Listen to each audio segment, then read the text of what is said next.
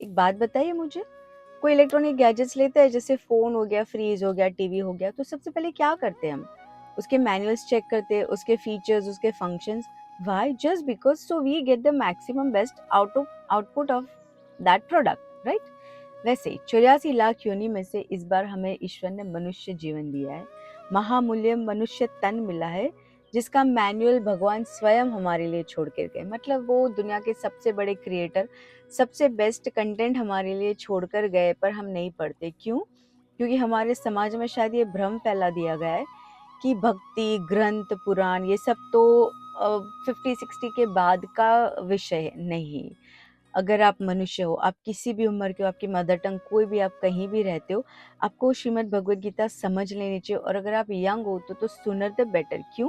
Because आपको अभी जीवन शुरू करना है, तो पहले ही आप सीख लोगे कि अपने आप को कैसे हैंडल करें। यस, अपने आप को, बिकॉज़ एंग्ज़ायटी, डिप्रेशन, गुस्सा वो सब तो हमें ही आता है ना।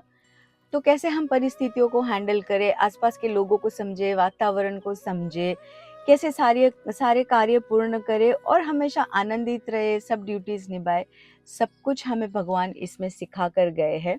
तो पढ़ लीजिए, नहीं पढ़ सको तो दुनिया में बहुत सारे लोग हैं जो अपनी अपनी भाषा में उनके हिसाब से जो भी भगवत गीता है वो समझाने का प्रयत्न कर रहे। समझ लीजिए किसी के द्वारा। क्यों? क्योंकि कुछ नहीं कर सको तो एटलीस्ट भगवान का नाम लेते रहना भी बहुत काम का है। जैसे अगर आपने विष्णु सहस्त्र नाम पढ़ा हो तो उसमें कहते, यस्य स्मरण मात्रेण जन्म संसार बंधनात्। यस्य स्मरण मात्रेण, स्मरण मात्र से ही ईश्वर हमें इस जन्म के सारे बंधनों से धीरे धीरे मुक्त करवाते हैं और हमारी लाइफ को इजी बनाते हैं। इतनी छोटी सी बातें अगर समझ जाएंगे तो हम ही फायदे में रहेंगे। चलिए अगली बार मिलते हैं अगले श्लोक के साथ। तब तक Shri Radhe. By the way, ये मुझे अभी बाहर गार्डन से मिला, कैसा है?